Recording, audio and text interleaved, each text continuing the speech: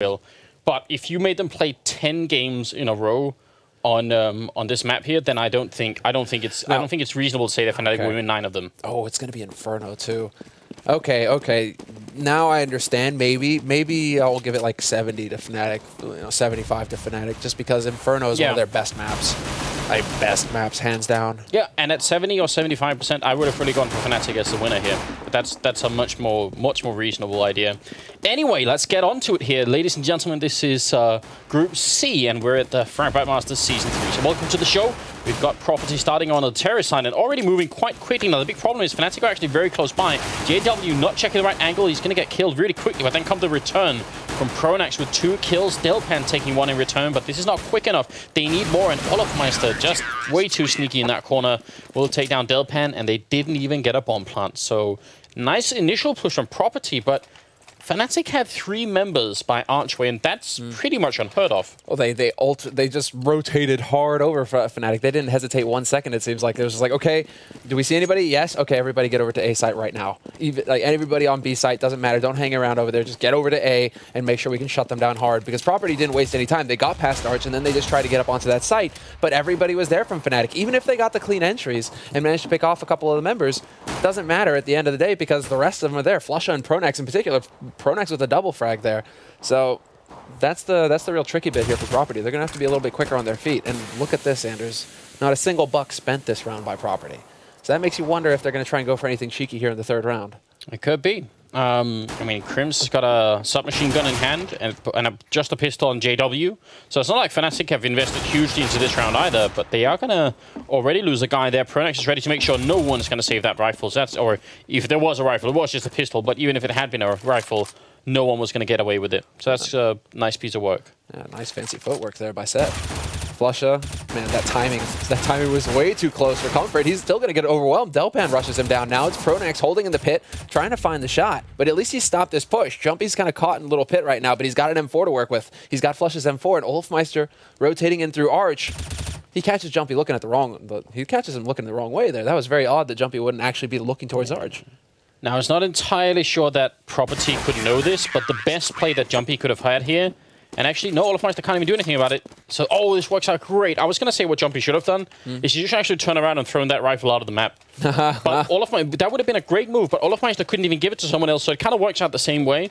That means Fnatic have to, well, rebuy at least 1 rifle. Like we see here, they're going to keep the submachine gun, and then the pistol on JW, which is not going to invest anything here. And actually, Property don't buy up, except for this time pistols and C-sets and 250s here. But no straight buy. They could have been. There could have been a buy. That's the thing. They did some damage. I mean, they got 2 kills in there that last round. So it's still like they did damage and they saved hard. But I guess this is actually going to work out for Fnatic in the end. I mean, Fnatic. I mean, they would have been. Of course, Property can't know this, but Fnatic also is just they've been going for this kind of 3 rifle setup. And Property, if they had gone for Galil's in this case, they probably could have punished this pretty hard. But, CZ75s, they can still get some damage done here. They're taking their time setting up for it as well, really trying to canvas out this map and make sure they know what Fnatic are up to. Olofmeister might actually get caught out here. He's got to be a little bit careful, but he's got backup. So when he runs back, actually Emilio will take down Crim, so the backup isn't worth that much, and Olofmeister might have to do this all on his own. They've got 1 smoke and no flashbangs here, so Olofmeister should be able to get a couple of kills with him. There's the first one, and actually picks up 3 just like that, gets the last one and picks up the ace. So yes, Olofmeister does not need a bodyguard or a banana. Crims dies, and he just picks up 5 kills, putting himself at 7-0-0. Pretty nicely handled. That's actually not at all easy, especially not with the M4A1. Wow, every bullet there as well. He just didn't stop spraying since that first frag. I thought it was a bit close. I thought he was cutting it real close there and that he might get caught by that last man, but he just manages to find the shot there, Olofmeister, and it just comes down to individual play.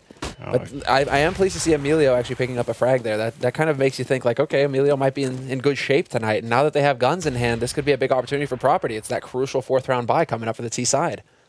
Yeah, they've done a little bit of damage in the first 3 rounds, but they need to win this round just to make sure Fnatic don't get off to any kind of a good start. They're going to go for a boost here. Yeah, Delpan boosted up, but there's a guy in the tree right in front of them, and they're not going to realize that until they actually get there. So that's really cool because it means Fnatic now putting 4 members over at the A-bomb side. Very standard play. You guys have seen this plenty of times already. Crims with the smoke coming up here. Timing is good, but I'm guessing someone else is going to smoke up for him later.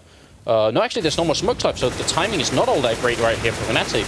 I'm a little bit disappointed. If Property wait this out, they could easily start going over to B, and Crims can't do a thing about it. Yeah, Crims is tagged down at half HP. I think they figured out the angle there from his smoke because they clearly wanted to get rid of him and see if they couldn't force him out into the open with that Molotov combo. But JW will find set all ready to start things off here in Property. They've only got 30 seconds left. They've committed to A site here. They don't really have time to rotate anywhere else on this map, so it's going to come down to them just brute forcing their way through here. And JW's got the AWP. Misses the shot, though, and he's missing the spray as well. Yeah, Emilio can't seem to catch him. Pronax, though, burns alive to Spitfire's Molotov, and JW somehow caught in the truck. Now Flusher inside here. All he has to do is kill the bomb planter once, and they're going to be almost out of time. 10 seconds left here. Flusher doesn't get the right kill. So the bomb's going to go down, but it's still a 1-on-3 here for Emilio, and he's down in the pit, or down by the pit, going to get taken down by Olofmeister. So kind of impressed that Property even made it on to plant the bomb with that little time left.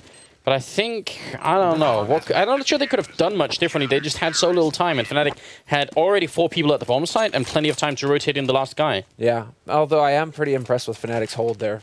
Given how JW got picked off, basically opening up short and allowing them to get onto that site, Property got the necessary kills to get onto that site, but then when it came to just getting in position to hold that bomb plant, Fnatic were way too good about it. They went for the smoke, and then the man decided to peek onto that site despite that smoke coming in, and that was a bit of a free kill there that Property made not have needed to risk. So Property kind of getting ahead of themselves there, maybe a little confident, but still getting that plant means that they can afford some rifles here and they can keep the pressure up on Fnatic, because one thing is there, at least they're getting kills on Fnatic, so Fnatic's money is not getting out of control yet. Yeah, that's definitely the highlight of the Property situation as it is now. We're wasting a lot of time that last round, and they're back to playing really slowly again. They were kind of aggressive up Banana, but this is just the standard terrorist spread coming out here. They have the one Molotov on Emilio, so they could use that to clear the Ninja corner over towards Archway, or they could try and firebomb over by the orange boxes at B. Either way, I hope they have some sort of plan with it, and they didn't just buy it for the fun of it. May be able to clear out the site. JW, he's going to attempt a shot through the smoke. That gives away his position. Somehow dodges all those bullets coming through, and this time doesn't get caught on the truck. So points for JW. He's learning. But this is now Property still going for a bit of a wraparound here. Flush has got Arch, so this is a good position for him to be in. He's going to be able to spot them going across. Takes the fight, and he gets overwhelmed. Delpan, with the good timing, manages to get the punish in. Yeah, Delpan does go down to Olofmeister, though, and still 2 people here by the library, and Olofmeister's going to pick up Set as well, so Jumpy and Spitfire left, and they're rotating back towards the B bomb site. Well, Spitfire is actually the one holding over here, so it's just Jumpy rotating into Crims, and Crims just turns around. I think he was actually running down to Banana for a while, and then sort of ran into the last player there, so 5-0. For Fnatic, and it's looking really damn good for them. JW with this AWP has been surviving for a lot of rounds too, so that AWP has really, it's been kept alive at least. It's been kept alive the past couple of them, right? I mean, Olofmeister's 11-0-0. He hasn't died yet, and he's got 11 kills. That's kind of ridiculous. It's that clean rotation through from the B site, really. Him being able to stay alive in CT that last round made a huge difference. And now JW has to be a little bit careful. Find the shot. No, he does not. And he can't really stick around too much, or he's going to get overwhelmed here. JW just going rushing in. This is like old JW style. And Flushing gets picked off as well. This is way too dangerous now for Fnatic. Pronax gets spotted out. He needs to find the frag, and he will. But a bit touch and go there for the Swedes.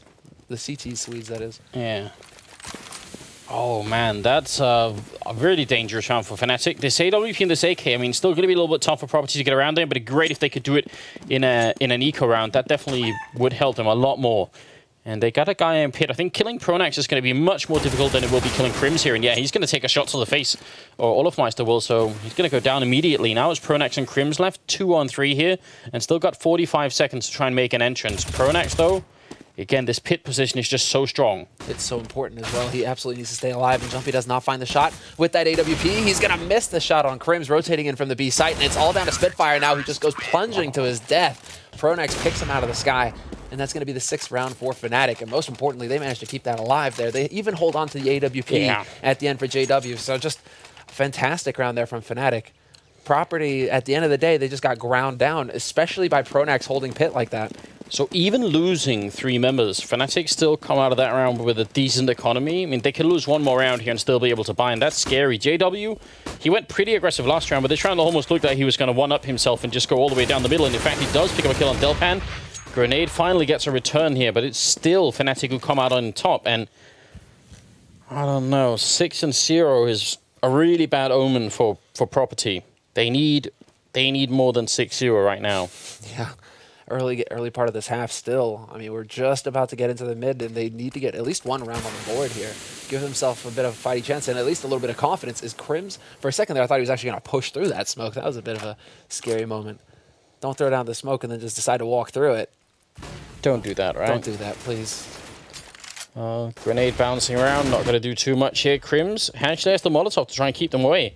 Timing is not exactly ideal, with still 50 seconds left. They could wait, but of course that's Molotov, if nothing else, is going to buy time for two of his teammates to come in, and one of them is Flusher, the other one's JW. So now, when Property try and go through, they're going to have almost all of Fnatic to deal with. And Crims has already done a decent job, just trying to hold strong. You can hear them running around outside, and he's got the M4 in hand. And now he definitely knows. He can spot the leg of Jumpy, but he's going to go down anyway. So a nice opening kill. Flusher will go down after taking two with him, leaving Set alone in a bit of a tricky 1-on-2. And he's going to walk right in. That smoke fades, and JW's on the other side ready for it. So 7-0 for Fnatic. And Property, well, I mean, they've lost so many rounds now, Sam. They can keep buying. They can keep buying, even without the bomb plant there to bolster their economy. They can still afford to go for it. Delpan even has enough for an AWP, so Property going to be able to keep the pressure up. But Fnatic right now with some really clean play. I mean, a lot of that came from Pronax as well, getting pushed down into second mid and holding that cross. So they knew Fnatic at that point. They knew that they could rotate everybody off the A site because they'd cleared out the apartments. They'd cleared up all of the avenues towards that A site. So they knew exactly where Property were going to be coming from, which allows for, JW, for Flusher to get into position to deal with that push when it came through. I think Delpan tagged JW in the leg as he fell back then, and he only just survived. Olaf Meister's also down to 15. Could have been two opening frags here for Property, and that's exactly what they need. But as it is,